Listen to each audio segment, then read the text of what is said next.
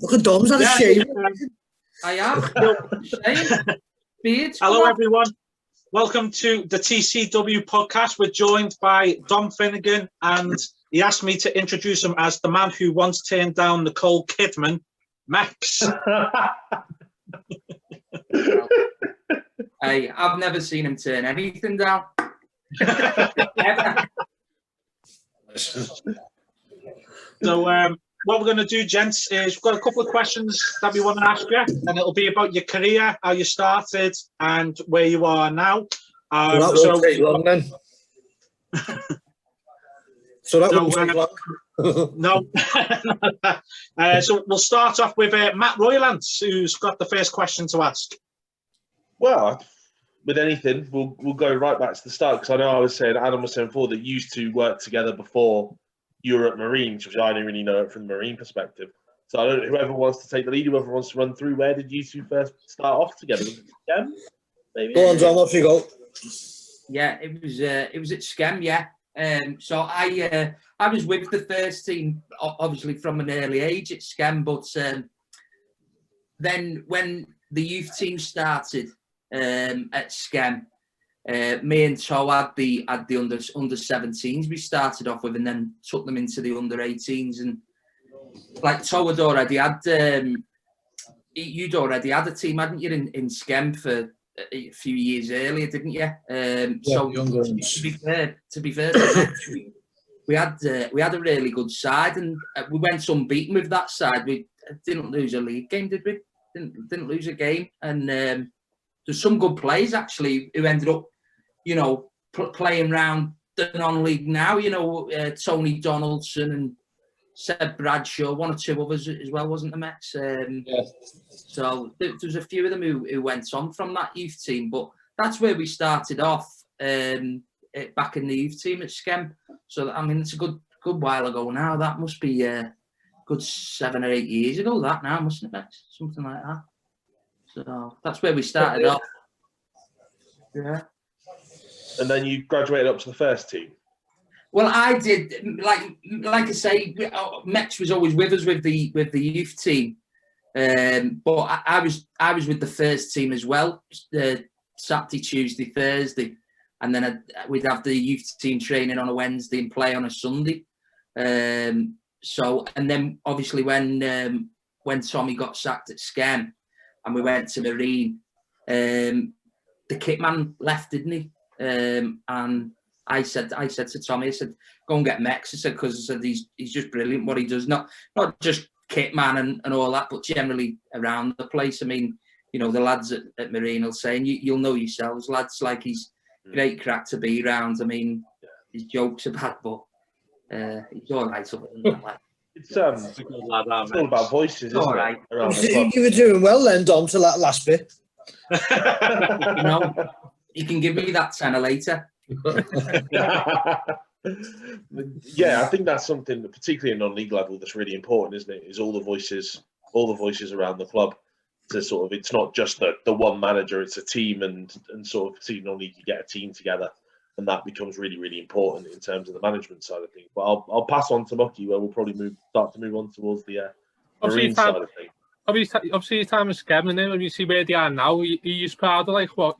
I know you was coach, but you just proud of what you've achieved. You got to the MPL, didn't you? Got mid-table with that team. And you was top as well for a while for quite a while. Considering where they are now, you're quite proud of what you've achieved at Skem. Yeah, to be honest with you, Mike, I mean, I think when we were at Skem particularly, like you say, we ended up come up into the Premier Division, and we ended up top, like you say. But there was always financial problems at that time, and that had been going on for. I mean, that's how. To be honest with you, there was Danny Mitchley was doing well for us, and Skem just didn't have the money. They just didn't have the money to pay players. And Martin Fearon went off to Salford, and Danny Mitchley went to Marine, and you take them two, particularly at that time, out your side. It's a big miss. But I mean, it's one of them. When we went back with Marine, obviously that game when I think we were already safe, but we went back and walloped them about 3-0, I think. But you know, I was made up that day. But I've got, like I say, I mean, they've dropped down to the level that they're at now. But get no joy or satisfaction from seeing them get beat, because or go on that run that they went where they were just dropping like a stone, because they spent so much time there. I'll always say it's you know, I feel as though Skem was like our side, basically. You know, was there that long and enjoyed such a good time there, like, you know. But you know, things move on, and luckily now they look like they've stabilised really well under Paul and gone on that brilliant cup run like Marine have this season. So fair play to them, and wish them the best of luck now, especially getting on back on home soil down in Skem at the JMO.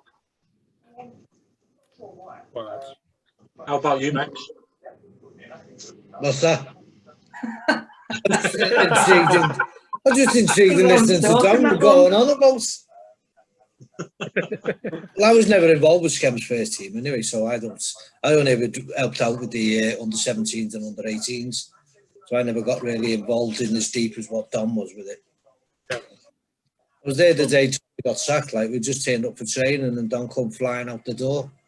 I thought he was something like that, and he said, that's when he told me. He said obviously Tommy had just been sacked by Skem, which was a big shock because he's a great fella, Tommy. Yeah, I want to touch on that. Was it a big shock to you about Tommy getting sacked? Obviously, he'd been there quite a long time and he achieved quite a lot there. Massively, Mike, because what had happened, I'll tell you that story, what happened. We trained on the Thursday night at JMO, and we did rumblings because obviously Mark Beasley was a big mate of mine. He's the assistant at Warrington, and we heard that they approached Mark and said, like, you know, offered him the job, and we just played Warrington on the weekend, so we knew there was sort of rumblings on, but you know, we didn't know if there was anything concrete. And then I got to train, me and Sully, and we were setting up for training, and I always remember Tommy walking over, and he went, right, lads, get in a circle. And I thought, he's not gonna say we're doing something completely different after I've just put all these discs out. Me and Tony's like that, like looking at each other. And he said, listen, lads, he said, I really appreciate your efforts this season. He said, but he said, I've been sacked. And we couldn't believe it, to be honest with you.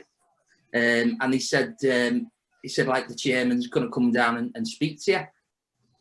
So anyway, picked up all the gear and everything, and we went up to the changing rooms at the JMO there, and Paul Griff come down, like, and he said, listen, there's been, you know, a meeting with the board, and we're making a change, and this, that, and the other.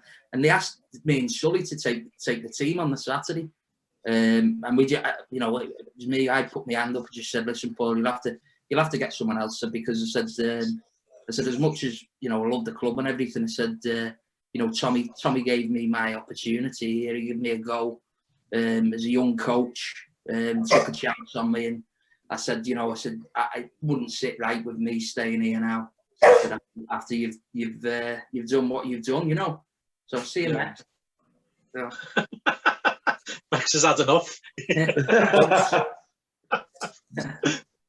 So yeah, it's disappointing, right? But you know, then obviously we were only out of it, I think, 2.5 weeks, and Marine come calling for Tommy, so it wasn't too bad. Well, that was a question that I really want to put forward to you, as we were just discussing before, was when Hesse left Marine, half the team went with him, and we were wondering, are we even going to be able to put a squad out? Then Tommy was announced, and of course you and Sully were brought in, and along with Max. How was it for you to be able to actually get enough players in as you did to be able to even fulfill the first fixture as it was, and be able to get that team together that actually saw us safe with games to go? It was a funny one, because on the Thursday night, I think it was did he get Sean went on the Wednesday mid-afternoon, and then I got a phone call on the Wednesday night saying off Tommy saying that he got the job, and he'd been down there that night and spoke to them and everything, and then he said, "Oh, we're training tomorrow," and then it changed from, "Oh, we're not training," to there's a meeting. And one thing I want to say, because a lot got said at the time, and I know it's a few years ago now, them lads, I understood totally. Them lads who went, I understand that totally, because 2.5 weeks earlier, I was doing the same for Tommy and Kenny Strickland and Pete Wiley, and there was a lot of lads at Skem who stood up and went, "Well, I'm off," you know. So I can understand that, but the recruitment side of it, then, I think that has to go down as one of his best achievements there, Tommy. And he's won loads of things, you know, but I think that's one of his best achievements, what he did with them 14 games. Because I'll be honest with you, I thought, after that meeting, I thought, "Oh, we're in the shit here, sorry." But no, we all thought the same thing.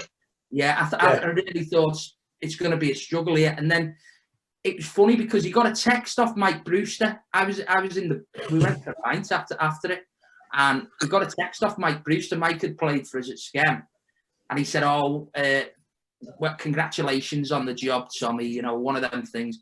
And he said, I remember Tommy saying to me, "Oh, that's nice, isn't it?" Like that. I said, "Bloody sign him." I said, text him back. I said, "And see what he's up to." He was on the bench at Shore Lane at the time. We'd had him at Skem. And Shore Lane, rest in peace. Yeah. You've seen him yourself. I never got to go. He didn't miss much, man. But he ended up getting Michael, and that was probably a great signing for him, because he was proper, as you know, he sells all energy all over the park, and he just been sat on the bench at Shore Lane. And when he come in, we needed that sort of high energy type of player if we were going to stay up, you know. And he was down on, I think he was on the Netherton car park on the Saturday morning, Tommy, and he signed Paul Foy, Callum Mahoney. He signed about 4 or 5 on the car park before we played Frickley. So recruitment-wise, he went through some players having to do it, but it needed to be done, you know. Because, like you said, I don't think we had many players. No, it was. Yeah. Sorry, Matt. After you, mate. But as I was just saying beforehand, I was at uni at the time, and I was sat at my house in. I think I was living in Wavertree at the time, and me and my flatmate that used to go to my housemate used to go to the games. We were sat there, sort of checking on the Saturday morning, like, is there going to be a game here for us to go on? Like, we're very used to doing that for waterlogged pitches or for ice. Yeah. But it was this weird experience of being like, is there actually... I don't think any of us were really confident there was actually going to be a team until I saw the sort of the standard Dave Mack tweeted a picture of the team sheet. And I was like, oh, there's actually like 14 names on there. Because it was that level of exodus. Well, I tell you, we had Liam Murray was on the bench and Will Doherty. I don't think they played for the first team. They literally pulled them in from the youth team, literally for cover, and good enough they did, you know. But it took, like I say, it took a couple of games, and then you got the likes of Phil Owen and Tony Davis, and they were probably the right sort of experience, what we needed at the time, just to get over the line and just stay up. That's the most important thing, because that's what they'd asked for. I mean, when we came, they just literally said, you know, let's stay up, like so. Because Phil was already into the management side of things by that point, hadn't he? Yeah, he sort of packed in playing, you know, and he literally only done it for Tommy. So fair play to him. Like he was brilliant. 14 games as well. Yeah, for the short time that he was with us as well, he's still very highly, you know, thought of. He's very fondly remembered as well for the fact that he did come in, as you say, for them 14. Except that last game, like I wish he told us on that last game of the season he was going to go and throw 5 over his shoulder. Like we could have had a bet on it. I'm joking, by the way. Before someone email the FA. Yeah, it's all right. I'm finished now anyway. So do it. I always remember at Skem now, and this is something for you and to pass on to Tommy as well. I think it was the second to last game, was the penultimate game maybe of the season when we played Scam and won. And I remember being there at the bar, and one of their directors came over to us and he was talking about Tommy. He said that he resigned over Tommy because it was an absolute disgrace how it had been treated. And I mean, how does that, play to you, Dom? You just, this football club thought of you and Tommy so highly that you had directors quitting in protest. There was a lot, there was one man in particular who, myself and Tommy have got an awful lot of time for, called Arthur Gore. And Arthur had been like president of the club. He was like literally Mr. Scam. And he stepped down off the board, like with what went on. And I mean, like you say, it was for me. I don't think, obviously going to Marine, we were very fortunate to walk into, a top side like that. But when it's your hometown club, it does hit the spot a bit more, doesn't it? And we were I know firsthand, I was absolutely gutted to leave Scam, just because I'd been there since I was 16, and at that time I was 26, 27. So it was a bit of a gut. Well, it was a gut wrencher, you know what I mean. But to be fair, I speak to Kev Panther, who's like one of the main men down there, and he's a great lad. And speak to a few of them. I've been to a couple of games since, and everyone's been great with you. So it's one of them where we moved on and they moved on. Rightly or wrongly, we all moved on. But. Yeah. On obviously the next season, when you had the full season, you had that cup run, didn't you, where we beat FC United, Chorley, Dover. Yeah. What was that cup run? Because in the league we weren't doing too well. Was we going the cup run? We seemed to turn up, didn't we? So what was that cup run like?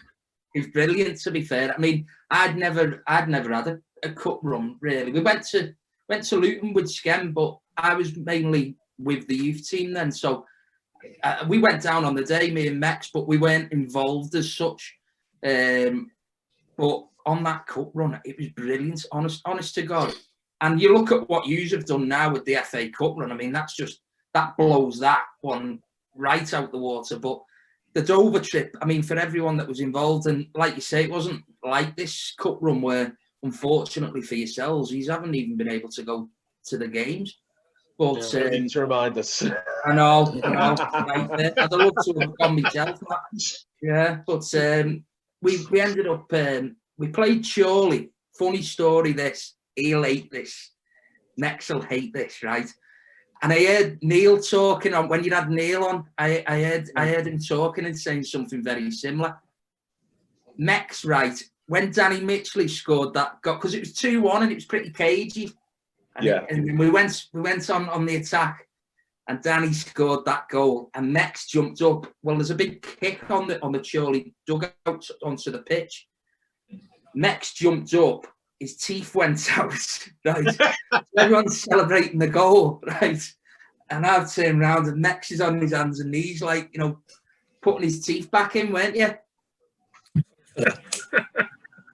Well, yeah, in the next month or two, I'm getting them done, so you're going to have nothing to talk about. I'm just going to walk in the pub like John Travolta.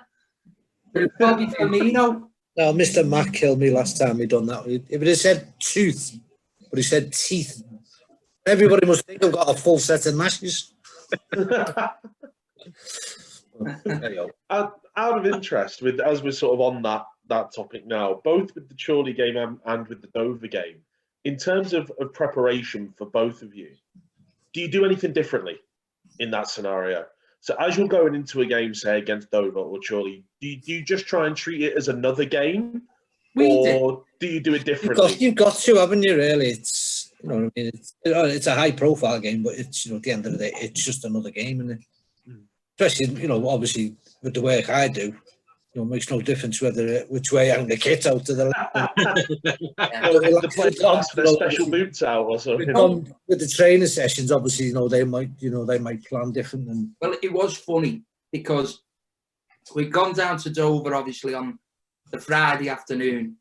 So we arrived at this hotel at like 6 o'clock, and to be fair, Marine organised it great. We had a smashing hotel, and we went for a meal in the restaurants and everything. And in fairness to Tommy just said, "Listen, do what you normally do on a Friday night. If you have a pint or whatever, have a pint."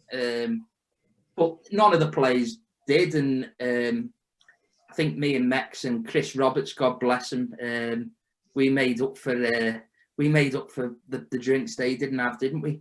We had a good skinful. So if he's talking about preparing any different, we had a fair share of booze, and then you know what, right? I didn't know this, but I got up the next day and I'm thinking, fucking hell, sorry, off again. There's children watching this. I know, sorry. I'm thinking, Jesus Christ, like, we had a few there last night.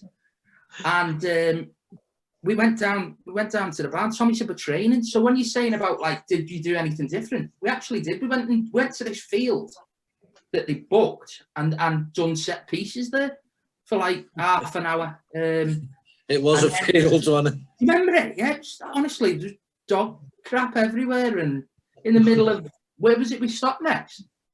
Ashford International, wasn't it? Yeah, there was like dog crap everywhere. So we soon got rid of that, and we went back to the hotel, and there was a massive Sainsbury's behind the hotel. So me and Chris Roberts went there, and this is how clever Chris was. Like, he went. You remember the way he used to speak? Like, he used to make me laugh. Like, come on, lads, we'll go over to the Sainsbury's. He went, I've had an idea. And he went down the homeware section and got a Tupperware box. I've never seen anything as big in my life. And then he went and got a load of ice. He put that in the trolley, and then bought like about 5 or 6 cases of Budweiser. And he's on the Sainsbury's car park, the coaching park up there, and he's tipping all this ice in and all these bottles, like, and you're thinking, Jesus, we've got a big game here, you know what I mean? And the physio's more concerned about the ale, like, but we sort of knew, you know, we were treating that as sort of like a bonus anyway. I mean, going down there and that, but preparation any different? Yeah, it was, yeah. Very different, yeah. But I remember the manager coming over to me and Mex, Joe Kinnear's brother, I think it was, manager. Yeah. And he was like this, he said, I said, absolutely brilliant preparation, like, you know, coming down the night before, it must have been brilliant for you, and you prepared well for it. I thought, the hell, you want to see who was in the bar till after 2 this morning? It's good to see that the team treated it very similarly to the way we treated it as well, which was as just one huge piss up. Yeah, the lads were great. I mean, they've done everything right. Like, you know that they're going to, but yeah, we had a few beers. Like, it was good. Rightfully so. It was a good trip, though, I must admit, from the start to finish. The best part I thought about it was when we got off the coach and seen all yous there. Yeah. I think we were still in the Weddies, weren't we? We were still in the pub. Sorry, Max. Yeah. So it wasn't news then. No, praising you, lads, for years. It was the turnout down there, though. Couldn't believe it. You know, It was like literally one end of the country to the other. We couldn't have gone any further away, could we? You know, I think it's genuinely physically impossible to have gone further, unless we would have got someone like Penzance. Yeah. But I think it's one of the best experiences that I've had watching football, and I've been all over Europe watching the Reds, and it's one of the best experiences I've ever had, without a shadow of a doubt. I mean, it's a weird experience because me and Mucky, we did it in the day, and we got on the train back, and Everton had been playing Tottenham that day, and they got absolutely done 4-0 at Wembley. So there were loads of really miserable Blues on this train back to Lime Street. We were having a great time, just having a lovely time, and I don't think it went down very well. Yeah. Oh no, right. It's just we stayed over. Me, Scott Lamb, Phil Ryden, and Paul Rowan, and I mean it was so fantastic. I never thought I'd ever say Dover is a brilliant place for a night out. Some of the pubs down there. I remember you saying that to me. It's a bit of a rough haul, though, isn't it? Yeah, it's rough, but that's what, you know, I want to be, you know, worried about my safety when I'm out drinking. I like to be on my toes. Adds an edge to the night. It's got an edge to it. That's what I want. Would you say that's your highlight of the time at Marine? I would, yeah. Definitely the Dover trip. The one thing I was always gutted about was when we went to Altrincham on that Tuesday night, and we were supposed to be playing in the Senior Cup on Thursday, and the pitch was waterlogged, and the league made us play on the Wednesday, and it just killed our chances. Really, I'm not no sour grapes because Brian had a top side down at Prescott with Chrissy Almond and Lloyd Dean and Jay Edgar. He had some good lads down there, but it just killed our chances. That, and I would have. I mean, and I know Tommy probably thinks similar. It would have been nice just to say, well, we won something. You know what I mean? And I mean, I think, like you say, keeping them up that season was a massive achievement, and the cup run was great. But it's always nice to say like you've won something, whether it be the Liverpool Senior Cup or not. But I don't know. Mex has had more now, hasn't he? This FA Cup run and all that, Fantastic. That FA Cup run is, obviously it's just unbelievable. Like it's, from the day when we, go to the hotel with the lads, it's just everybody's buzzing. But as I say, there has been some downsides. It's like when we got relegated. That was I don't know, were you there at Mike? Yeah, I was there. Yeah. It was a weird situation because we'd been relegated and the team that had beat us had been promoted. Yeah, they won the league, didn't they? It was a bit of a weird. It was that Mex Farsley. Yeah, Farsley. Farsley, yeah. Only needed a draw, and both of the, they'd have won, and we'd have stayed up. Yeah, I think was it Michelova? I think they were getting beat 1-0 half time, and everyone was like kind of like celebrating half time. And I was just thinking, I was saying to a lot of people, if they score with like 20 minutes to go, I can just see them winning, and he did exactly that. He scored like 70th minute, and then he scored in 86th minute, something like that. So that's one of the baddest, well, not baddest, but worst moments I've had at Marine. It's just you're looking around at your own team and your players, and everybody's like close to tears, and then you just look to your right hand side and they're singing and dancing and drinking bottles of it's the worst. All you want to do is just get off the pitch, like. Joe. Brilliant. So, so we wanted to touch as well on the fan side of the things, lads. So when we were talking before about like Chorley, because we took some brilliant numbers to Chorley. Did you ever get to see the video of? I think it was the third goal. And the fans racing towards, and you get to see Dave Walton's arse crack, and you get to see Matt Roylance performing this most beautiful gallop for the final furlong. That was the second goal, wasn't it? You'll have to send us that one. I've seen it. It's beautiful, isn't it? His arse too busy picking me teeth up. It was. I like to think it was my entry for the Cheltenham Gold Cup this week. I reckon I could get over that. Just take it away in the excitement. Just take it away. But I've got to say, as much as we all have a laugh about it, I think that moment is up there as one of my highlights watching Marine, because it was a case of like this weird mesh of just like, sounds a bit homoerotic when you say it. It was sort of 11 sweaty men diving into another large pile of men. And it was all, but the togetherness was just, So I'd only started watching Marine, a year and a half before that, maybe 2 years before that. And that was I think that was the first time there was any sort of real optimism and just a real sense of positive around the club, which was so nice. For there to just be this sense of, and the feeling that everyone was pulling in the same direction was just amazing. I think that as much as we can all say we wouldn't have got to where we have this season without that first spark, do you know what I mean? Yeah. It's I was so surprised that like the following through all that. I mean, was this one of the first games Atherton Coles? 5-1, Yeah, I remember thinking, Jesus, if we could go on a bit of a run here, like, you know, it'd be great. And then we went to, like you say, we had FC United, didn't we? We had Chorley. And like, I remember coming off, I think it was against FC, and everyone was at that bottom end by the changes. And I remember thinking, Jesus, this is something else. We had a really good following, didn't we? You know, and then you go to Chorley, and that, like you say, I remember that video because it was behind the goal as you go into the stadium, wasn't it? Yeah. And everyone ran down them steps. I remember because we were all going out on our Christmas do afterwards, so it just sets up for like a brilliant day, and you're thinking, who are we going to get next round? And I remember Matty Hughes, who scored the goal, he said something like tongue in cheek, saying, "I hope you get frigging Dover away," you know.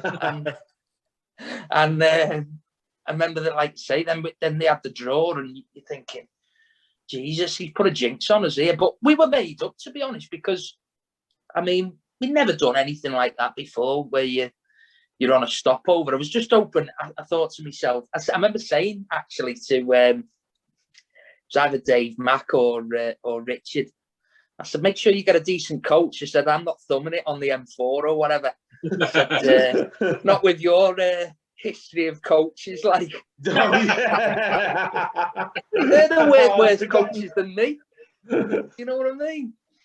So, you know, after the Dover game, what was the feeling? Because I mean, when I went to the game, after the game, I was expecting Dover to be like conference, like this really good team.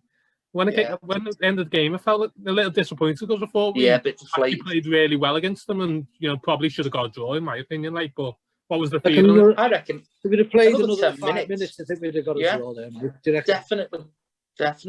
Yeah.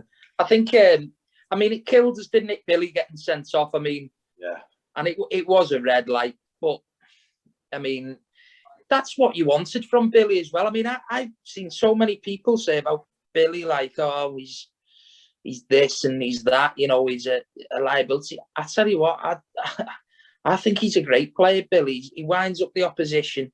Some people don't like that, but I think it's great. But he was just fully committed. I think he was just over enthusiastic, to be honest. I don't think he meant to do the lad. I mean, it was a bad tackle, like, but well, I think we done well, like you say, to played near enough about an hour with now it might not have been an hour, but we played a long time anyway with 10 men. And like you say, I think another 5 minutes, Max. I think you're right. I think we could have brought them back to the MTA on a Tuesday night. That would have been nice. So surely they're like that. Sure, but they weren't happy with us. They weren't happy with us travelling the day before. Somebody said, because they thought it was an unfair advantage us staying over because they travel everywhere on the day. Well, if you can afford first class travel going all over the place, it's easy, isn't it? Yeah, well, that's their fault, isn't it? Like... Yeah, and he didn't even supply us with food, did he? At the end of the game, really? I think he did, you know. I think he did, you know, but I don't want to slag them off, like, because. No, I do. He didn't. Well, did they not? Fuck them. But no, they didn't, because it's not their standard procedure. They said, well, they turned around and said they don't supply food, so that's why we ended up getting Domino's, which thankfully they didn't. I remember them Domino's. They were brilliant. Weren't they coming back? I think Dominic had about 3 of them. Yeah. Yeah. Fended the players off them. Something we don't see, obviously, after when we got the get beat that day, and what was the coach journey? Imagine everyone's having a drink and all that. Was it good? Like, I know we got beat, but fantastic. You know, yeah. Honest to God, I mean that fantastic. The best coach journey, honestly, with Marine was coming back from Dover. Anyone who was on there, I'll tell you, because we'd realised we'd done, going there and. Like, I think it killed our chances, obviously, going down to 10 men. But we were unfortunate. We had a good go at them on the day, but we knew we'd had a great run. And coming back on that coach, honestly, Mex will tell you, it was brilliant. The atmosphere was really good. Even like like I say, Paul and Richard and Dave Mack and all that, we just had a good laugh and had a bevy, and you know, talked about what we'd achieved really, and a good sing song. DJ Mex on the decks. Hey, one of the funny parts. So when we come I know what you're going to say. M6 onto the M58, we're talking about when Christy went and got this big plastic tub to put all the ice in, you know, to keep the beers cool for on the way home. Yeah. We dropped off the M6 onto the M58, dropping off at Skem. And just as the coach pulls away at the lights going up the hill, and this obviously big ice bucket was no longer ice, it was just water. And it just dropped. You know what's coming, don't you, lads? It was like a tsunami around the front of the coach. Luckily, we were sat behind it. And all you could hear is, what the hell is this? My feet are soaking. I must admit, and I don't know who he is, but there was one director, or he was high up on the board. He was on the coach anyway. And he took the brunt of it. He literally took He took a load of ice water to the back of his head.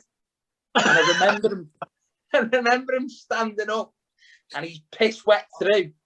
And he goes, what? It's an absolute joke, this, that, and the other. And I remember Chris Roberts, and anyone who knew Chris Roberts, what a legend that man was. Like I say, I was absolutely gutted when I found out about what happened to Chris. But I remember he stood up. He said, "What the effing hell's the matter with you?" And anyone who knew Chris knew he always said this line: "I wouldn't like to be fighting the effing Taliban with you," you know, because he was ex-army, Chris, and he used to always come out with that line: "I wouldn't like to be fighting the Taliban with you."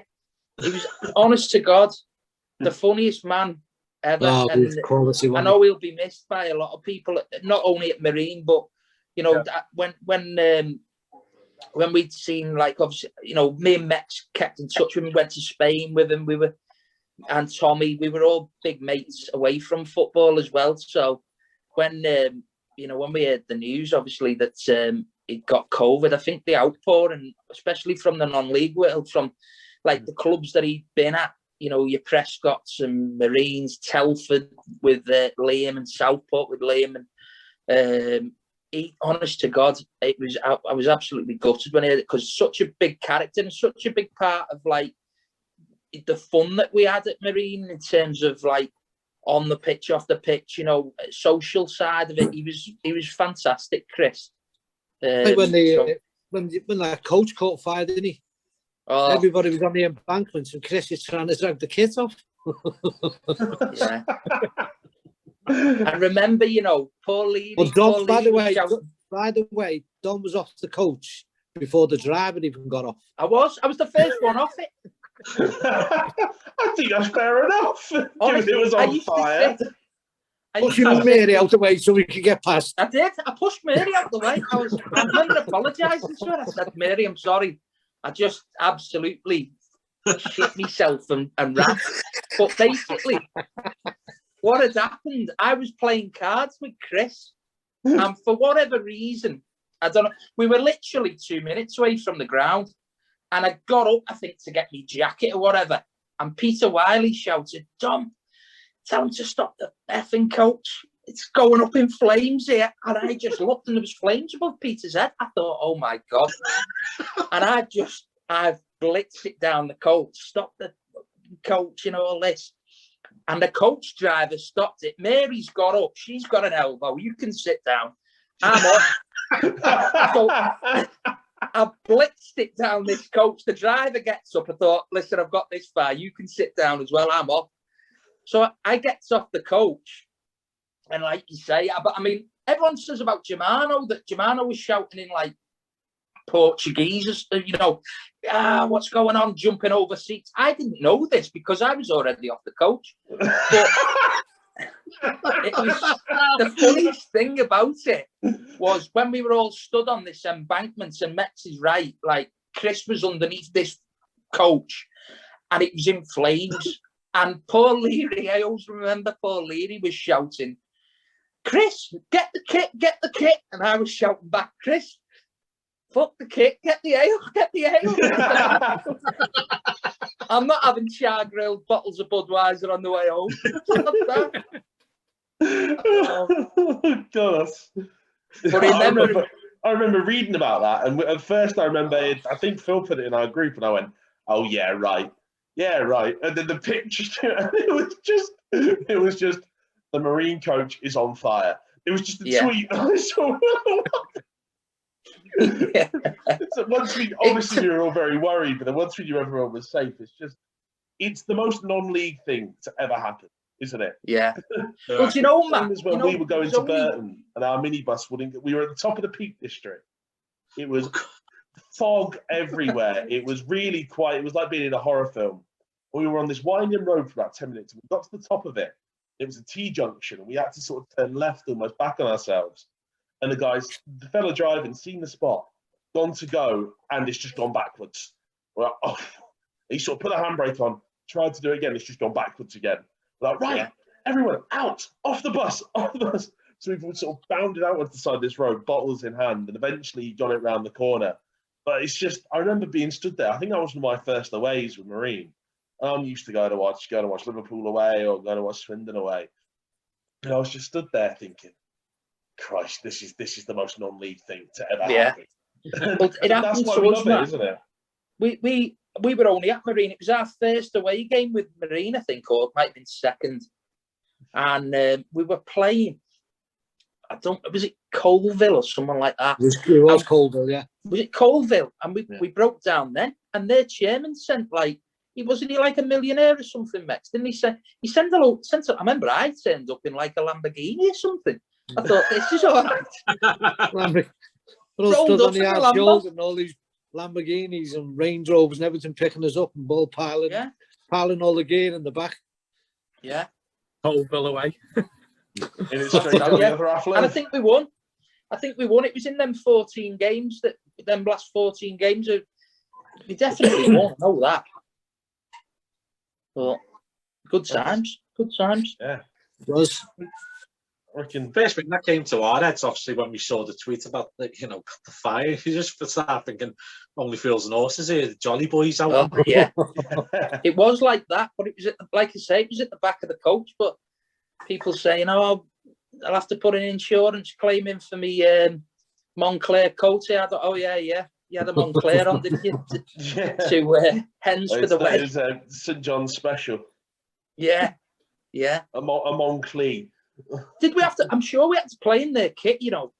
I think we did play in their away kit or something. Yeah. I'm sure we ended up playing in their kit or something because. I'll be back in 1 sec, lads. We'll be a minute. God knows it. Yeah. We had to play in the away kit because ours was literally, it just stunk of fire. So, but it was funny actually because like you're saying about Twitter and stuff like that. I remember after that game, and I'd recorded the video, and I had loads of all these newspapers who were like messaging me saying, can we use your clip and stuff like that?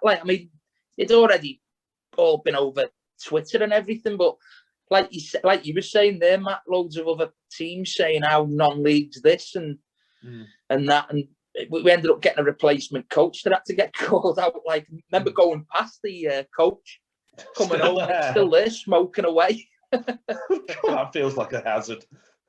Yeah. Feels like something that really should have been dealt with quicker than that. Well, I actually said, if that was the coach that if that was the coach that you've sent us on was, supposedly a decent coach, what's the one that's been parked up going to be like? So, but I think they swiftly got a different coach company after that, Marine. Yeah, understandably so. Yeah, definitely. How would you describe your time at Marine then? In the about 2 years, I think you were there. How would been obviously highlights and lows? What would you describe your time there, really? I think, to be honest with you, Mike, the most enjoyable time for me was them 14 games when we come in and played them games, because we went on that. I think we needed we needed a good few wins, didn't we, to make sure that we were safe. And then the following season, obviously, the trophy run, that was a massive high. The league was, like you say, it was patchy and we couldn't really get going, I felt. But one thing I will say is because I think a lot was said when we went, and this was no effect. You know, I honestly felt that the recruitment side of it for that following season, I think that was the basis. I'm not saying it was a good side, and I know Tommy feels the same as I felt that had the basis of being a decent side. I think it was work in progress, and who knows? I don't know if we'd have stayed up or gone down or whatever. But I always felt, you know, how many games? I don't know if you know how many games we played that season before we left. It was 5, I think. I think you won at Lancaster the last game, and then we won at Lancaster. We won at Lancaster.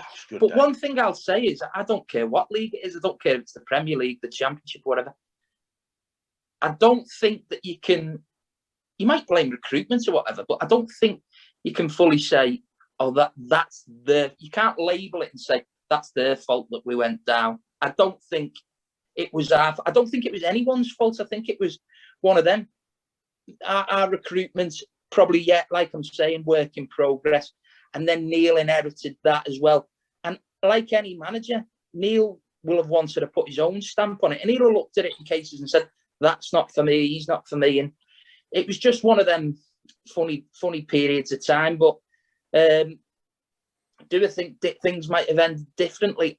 One thing I will say is that I do think when Sully went, when him and Tommy parted ways, which is normal, that happens in the Premier League, Championship, whatever division, that sometimes a manager will make a change on his staff, and that happens.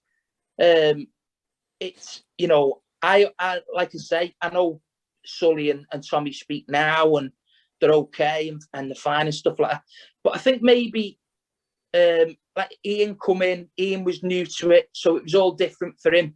And I really do think if Tommy had got Brian, if he'd have got Brian Richardson back with him, I really do think it'd have been a different story.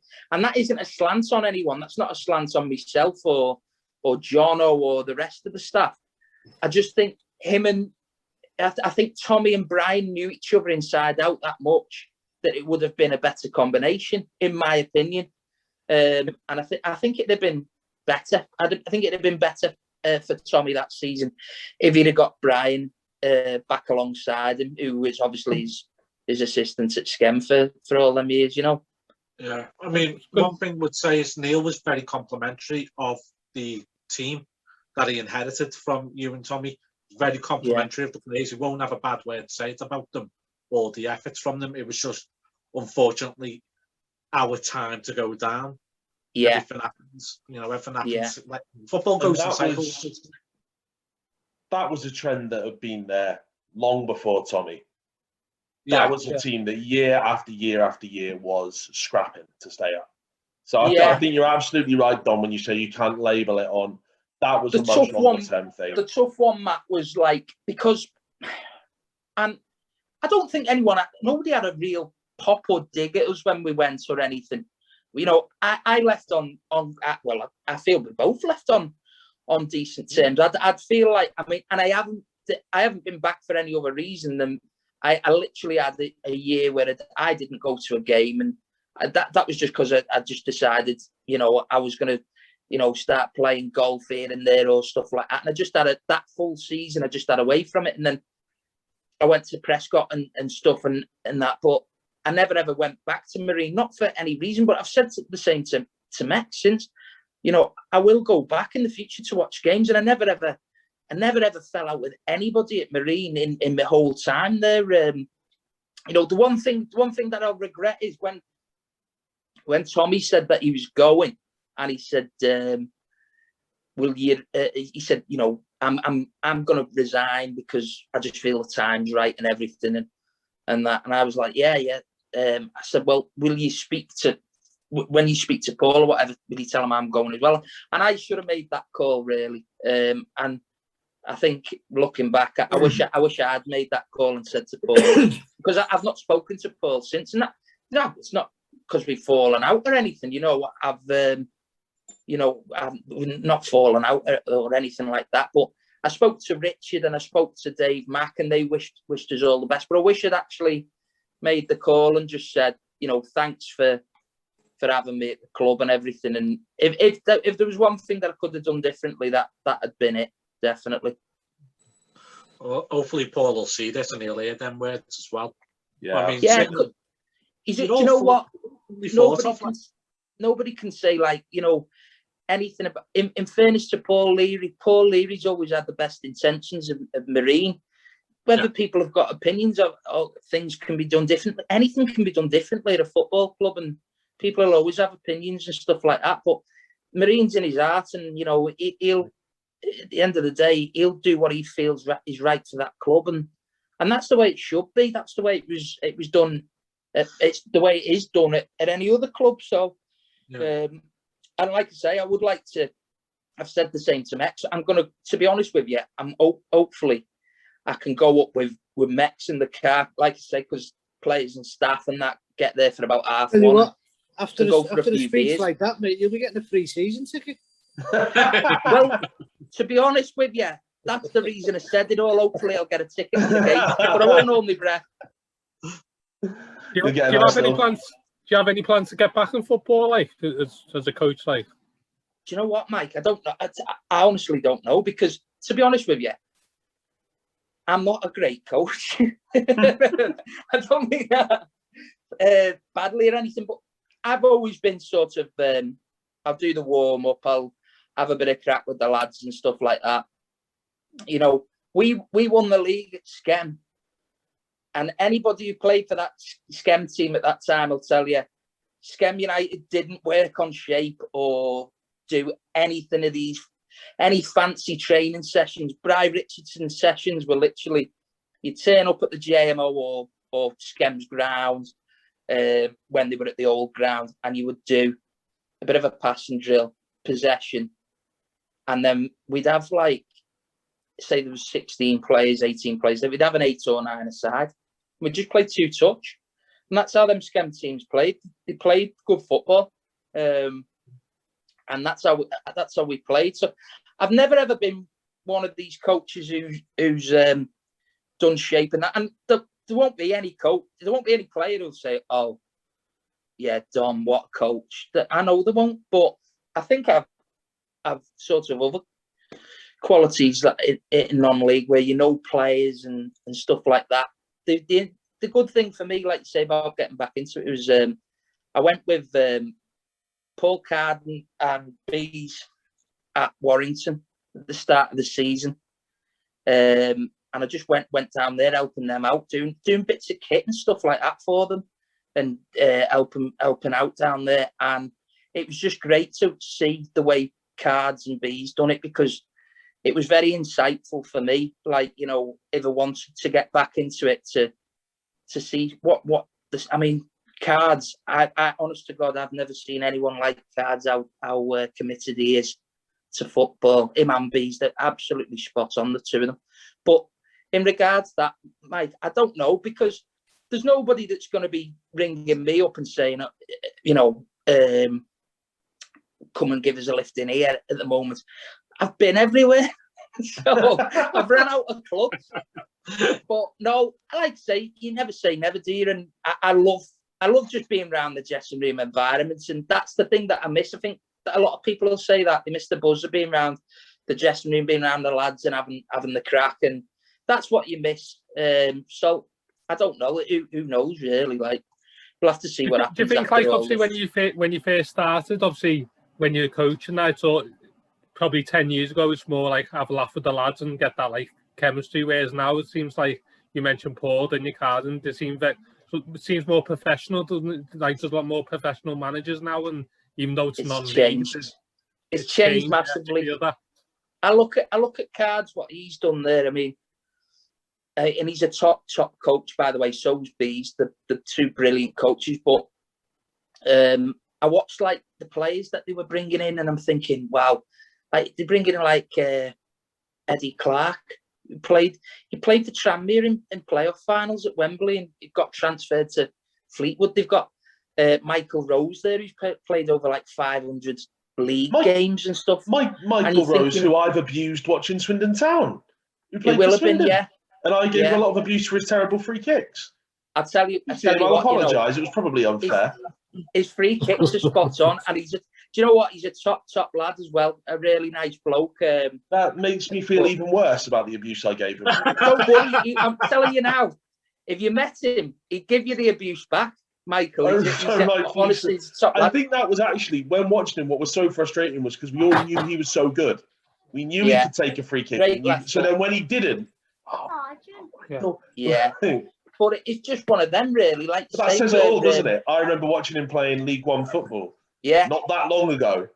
Yeah, and that's happening a lot now at this level. I mean, it's like Michael's saying there, how it's changed so much. I remember it when we were at Skem. It was literally, there was no override. We weren't talking a lot of tactics or anything. It'd be, I mean, I remember at Skem we played 4-4-2 for a long time, and we just had good players. And after the match, you'd be on the coach having a few beers. That's changed, and it, you know, in a sense, it's probably for the better. You know, everything filters down to this level eventually, and it probably has changed for the better in that happening. But I mean, we had some, you know, I wouldn't change them times. We had some brilliant times, and people that you meet in non-league, the friends for life. You know, still speak to lads who were from the early days at Skem, and you know, lads like Ryan McMahon who played for Marine. You think of all the different sort of players. You know, there's thousands when you top them all up, hundreds and that. You know, going into the thousands of lads that have played, and it's that's the environment that you miss, having the crack with people. But it has changed definitely, but it's probably changed for the better as well. So that's it. They couldn't. I mean, I've spilt more on my trainers than some of these lads could drink. So none of them drink no more, do they? So, and he spills a lot, to be honest. Well, what can I say? Did want to ask as well. Danny Mitchell was your captain throughout the entire time as well that you were there, and of course you came from Skem as well. So, for yourself, what sort of leader was Danny on the pitch? He's, you know what? It's funny, really, because when Danny came to Skem, because he come from Kendal, didn't he? He come from Kendal to Skem, and he was great for Skem, great goal scorer and everything. And then when we went to Marine, obviously Danny was there. But one thing that nobody can ever say about Danny is Danny is so driven and 100%. And even if things aren't going from him, you know what you'll get from him. He'll always put a shift in. And I don't think too much blame. I wouldn't blame anyone who was there at Marine when we were there, really. But I don't think. I think if anything, with Danny, we probably should have done a bit more to help him in terms of scoring goals. I think he had some great goal scoring. He must have scored a lot of goals under us, Danny.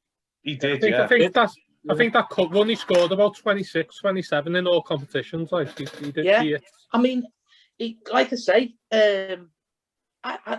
Danny, I couldn't fault him the whole time he was there. Honest to God, I couldn't. He was, you know. But I'd probably saying that more as well, because I've known Danny since we were kids, like, basically. I've known Danny a long time, so you know, and I class him as a mate, you know. So I don't know.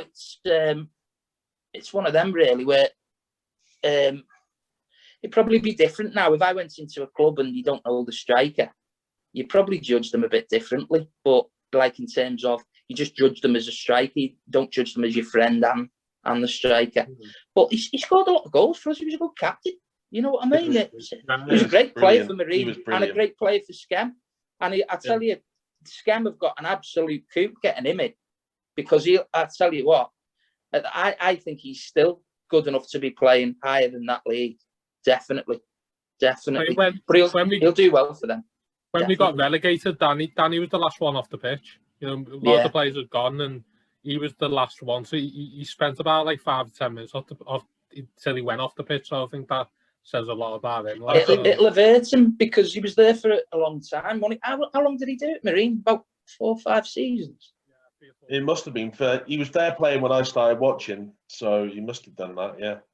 I want to say 4, I think. Nobody, do you know what? Everybody, when you have Mitch, nobody wanted to play against him. Nobody wanted to play him. Because I tell you what, he had a bit of everything. I mean, around the box, he was brilliant, you know. Yeah. But he's no soft touch either, Danny. No, you know, he can put it about the amount of penalties he won.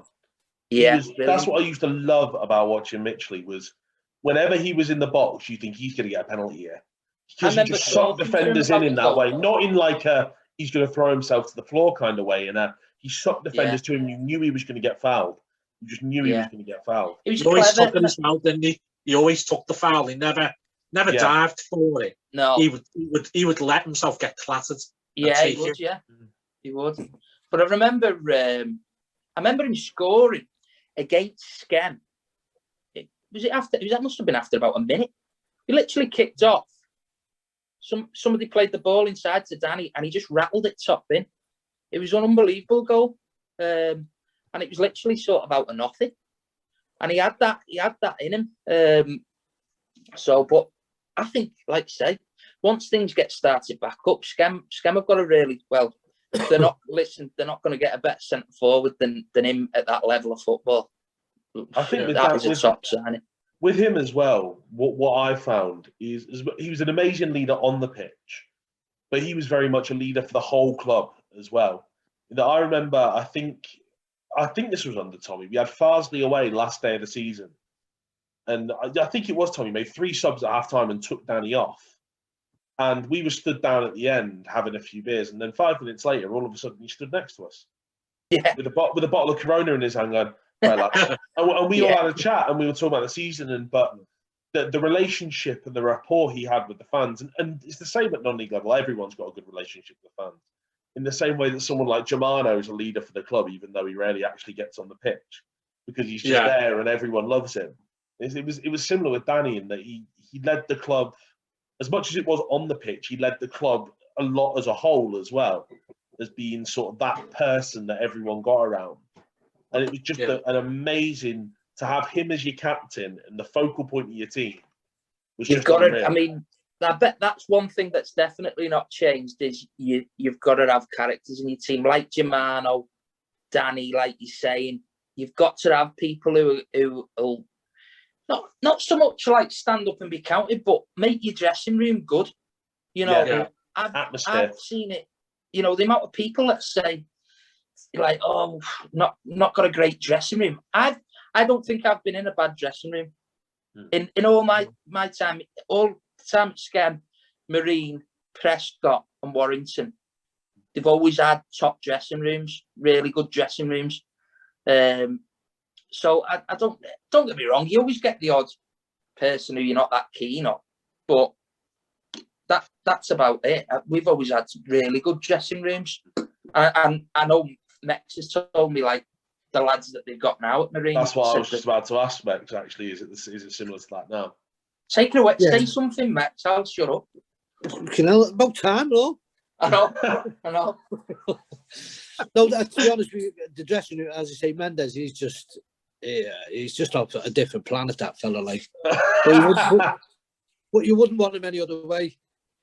You know what I mean? It's you know, when you see the team sheet and you see him on the bench, you know, oh, Jesus Christ! One of these days he's going to get sent off on the bench. His passion's unbelievable. You know, in the dressing room, on the bench, you know, he's telling the referee to wherever it is in his bloody language and all that. But you know, you wouldn't want anybody other than him, like his quality. Yeah. But we have, you know, there's some great lads. Well, they're all good lads. West Ham nearly lads, sorry. I've got the golf on. Westwood's just put it in a bunker. I've got that on here, but I can't see it. United winning again. Do you remember with Tommy? sorry, I just want to ask with Tommy as well, because there was a joke around Marine, because I didn't really know a lot about him when he first came in, but the joke was, if you play at non-league, Tommy knows you. So how's he got all these connections and players? I mean, because we did go through a lot of players at Marine. How does he get all these connections to players? He's never, like when he was managing, he was never off the phone. Like literally never off the phone. He's always taking calls. And when he actually had the butty van in Skem, you'd go down to the van, like if I was ever around the area, whatever, and you can guarantee like there'd be a non-league manager there. Like there'd be like Liam Watson would be there, or Gary Lowe, another one. God bless him, Gary. Lost him, didn't we, this year? But you could guarantee that there'd be somebody there chatting football. I mean, and then he'd have so many people who'd say. And the good thing with Tommy is he very rarely turns someone away.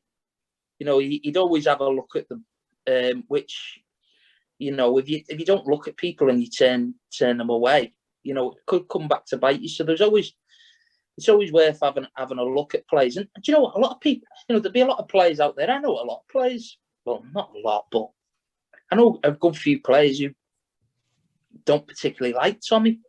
You know, they like, and usually it's because, you know, they've not played for him or whatever, and they had a bit of a disagreement or whatever. So you can always understand that. People have always got opinions on people, but more often than not, he'd always have a look at a player, Tommy. And he had one thing he did have. He had a great eye for a player. I mean, I looked the other day I was looking at Accrington's team sheet there, and I've got him on Instagram, so I speak to Sean a bit, Sean McConville.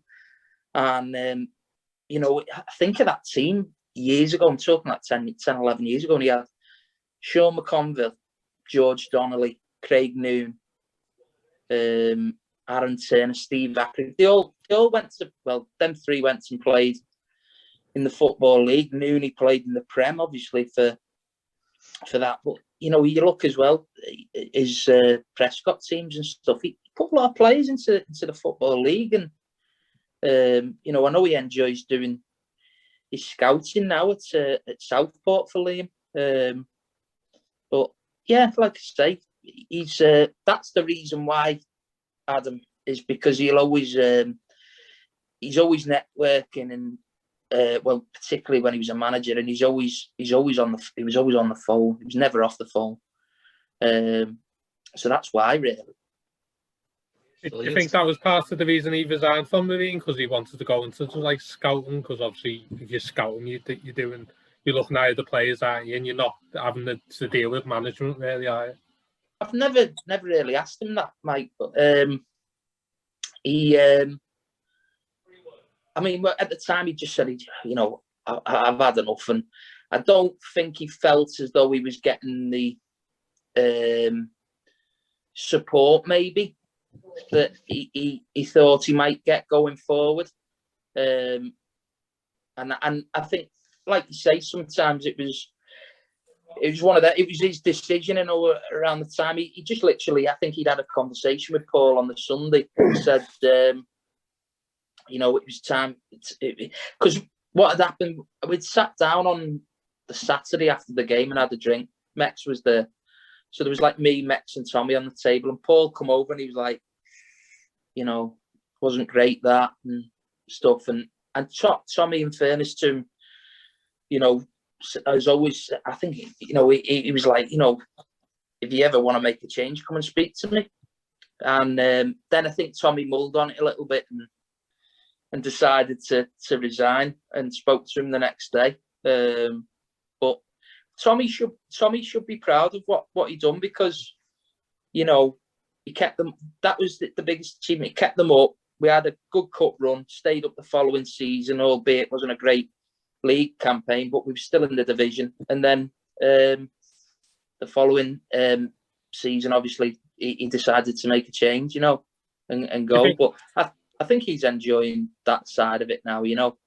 I think sometimes, like, you maybe don't get the appreciation of what you did, because obviously when you came in, you know, we were probably going to go down if it didn't carry on the way it was going. I think probably is a nice way of putting it. We were we were going and then down. obviously the next season you stay up. Do you feel like that first, like the first time when you kept us up, that's been like kind of forgotten about, isn't it? Do you know what I mean? Yeah, probably. But as well as that, it is time to move on as well, and sort of, you know, it's all about what's going on now. And I do think maybe at the time we didn't get the appreciation maybe that we deserved. We might have done. It might be me just feeling a wee bit sorry, but I don't think it's one of them where you rake up the past and that. I think you should always look forward. So I mean, Marine at the moment under Neil, and I don't know Neil, to be honest with you. I remember him when he was at Colwyn Bay in Chester, where we used to play against him. But from everything that I've seen, I mean, it's the FA Cup run and that. I think Marine will have a great squad to have a good go at that division next season. Well, whenever it next starts, you know, I hope that they get back into that Premier Division, because, you know, if you think of like the Northwest, they're a big side, Marine, and they should be in that Premier Division at least. And I'm sure, like you say, if everything's in place for it now, but hopefully, I mean, I wish them all the best. You know, I've no axe to grind. Luckily, I've no axe to grind with. I mean, like we were saying before, I did in the past at Skem, but no axe to grind with absolutely anyone at Marine. You treat people as you find them, and everybody from the fans, everyone behind the scenes, were always top draw with me. Always really good. So great place. Hopefully we'll see much more of you then come August. Yeah, if Met sorts me a ticket. No, I'll definitely. I'm definitely going to come down to a couple of games whenever we're allowed to go back in grounds and stuff like that. The main question is how much are you missing the Railway in? Well, the Railway's gone now. Oh, that's been sold to Co-op. So I'm going to miss the Railway because that was me local, yeah. But I was the Stocks was always a close second, so I've sloped in there now, got my feet under the table in there. So, but I'll miss the Railway. It's turning into a Co-op, so I don't think you can get a pint in there. So Funnily enough, I'm gonna stick to the Stocks. Pint of milk, yeah. Yeah. Max, how are you feeling for for next season then?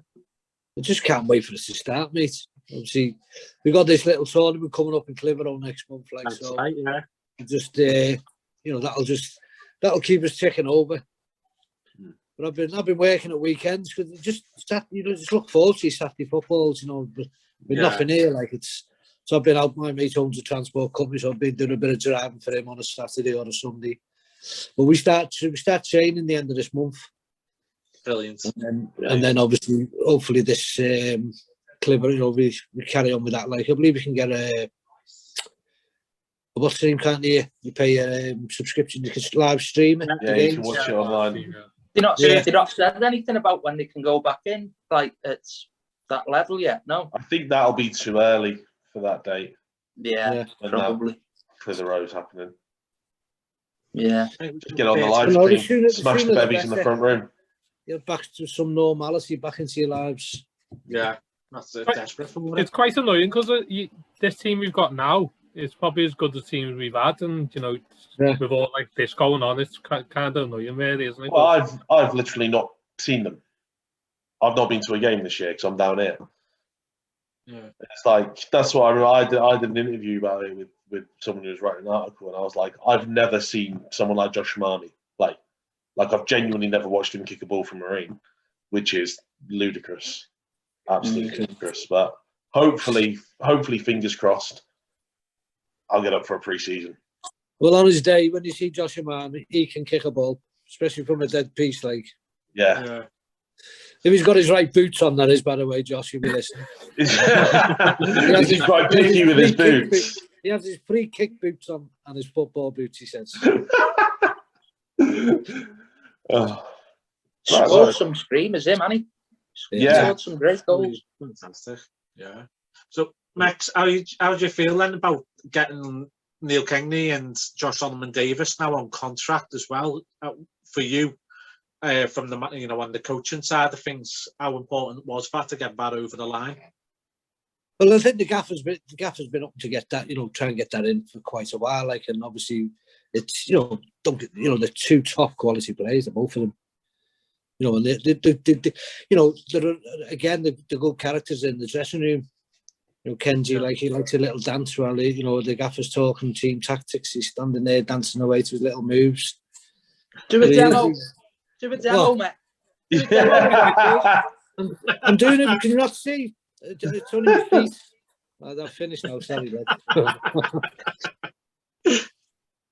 Fingers crossed. Touch wood. Obviously, by the way, is what. I want to see you move. I've been on a Northern Soul doing Spain with Mets. You want to see him move?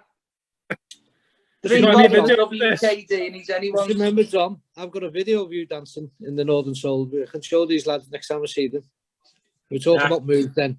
Don't know what you're on about. Yeah. Send them across. We'll bang it on Twitter. No worries, I'll send it over to them a bit, mate. Right. Wrap things up there. Hopefully Westwood doesn't bottle this. I hope not. He's done well, and he played well the last. That's Arnold Palmer one as well, didn't he? Yeah, he's second there. Justin Thomas is playing out of his skid and he's 2 shots ahead now. Yeah. Which is, but hopefully he can pull it back. But... Yeah. Yeah, hopefully it won't be too long before he's in the ground, lads, anyway. Yeah. Make sure you invite us to your bar as well. I want to see it firsthand. We could even do a round table in there. What's that? In your bar? In your bar, yeah. Yeah. I don't know if you can see it great on there. Oh, that's not bad, is it? That's not bad. And then I've got a fridge under there. I've got my Stella on draft. So, and then I've got my bit of seating there for when the lads come round. So when you're asking me, do I want to get back to football? This is the reason why I don't. Give us the date, we'll come round. More than welcome, lads, when we can, yeah. Definitely. Right, boss. Right, lads, well, thank you very much for joining us tonight. We do appreciate it. Oh, you're very welcome. We've wanted to get you on for a long time, so I'm made up that we enjoyed it. Thank you very much. We've got to thank John for them, out of them 90 minutes, for that 87-minute speech, 87 and a half minutes, you know what I mean? He was like that to me today. He said, I don't know what to say. No. Listen, I feel like a coiled string. I've been locked up here for ages. He's got one of them big A4 sheets. What do you say now? It's the Father Ted one, isn't it? Now, moving on to liars. I remember that one. But no, it's been great. It's been good to just talk about it. Talk about like the last few years. It's been, because it's been a couple of years since I've been there, so it's nice talking about the cup runs and all that. Really enjoyed it, lads. Yeah. Well, we loved it. We always remember it very fondly, and as I say, yourself, you, Tommy, Chris, and we all remembered so fondly at Marine by a lot of people. Yeah, well, appreciate that. Appreciate it. To be fair, we just couldn't wait to get rid of him. You know what I mean? To be fair, though, when we speak, are we still recording? Sorry. When we speak on WhatsApp and we talk about the best of ways we've had, we always go back to Dover. Surely, that when you were there, they were the ways we always like the Dover one. that was like just unbelievable, wasn't it? For, Great like, times, great day. We've done like Matt and Mucky, we've done the European aways with the Reds, and Dover is just up there because it was a European away for the distance travelled. Yeah, not half. Yeah, it is. It was just brilliant from start to I finish. think you were closer to Spain than you were to Marine. We were. That's it. You could see that barrage from the beach where we were shouting at people. Tweed jacket and everything. Yeah. To be fair to Dom, me and Matt had the best day because we were like, we had the whole day, we watched the game, we got drunk, and then we seen all miserable Evertonians on the way home. So it was like, for us, it was just a great day. Win situation. No, I enjoyed it, mate. Just glad to get a little bit of normality back in just talking about football. So that's it. Corey and EastEnders on the telly with the missus. Yeah. That's it. Well, it's been a great Sunday night. So thank you very much, gents. Really appreciate it. All right, lads. You're welcome. Appreciate it. Thanks for having us. Thank you. You take care of yourselves. Take care, lads. See you later, lads. All the best. Bye. Bye. Cheers.